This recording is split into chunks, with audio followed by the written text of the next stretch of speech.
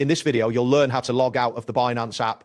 This process is straightforward and can be completed in just a few steps, allowing you to securely exit your account. Start by opening the Google Chrome browser on your device.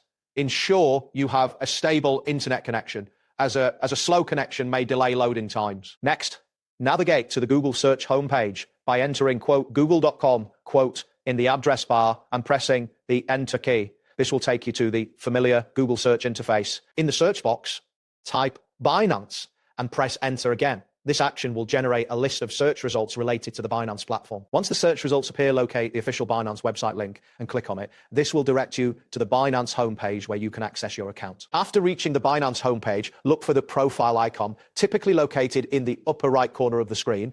Clicking on this icon will open a drop-down menu with various account options. From the drop-down menu, select the log out option. A confirmation screen may appear, prompting you to confirm your decision to log out. Once you confirm, you will be successfully logged out of your Binance account. It is important to ensure you are logged out, especially if you're using a public or shared device, to protect your account from unauthorized access. If you experience any issues during this process, check your internet connection or try refreshing the page. That wraps up today's guide. Thanks for watching and catch you in the next tutorial.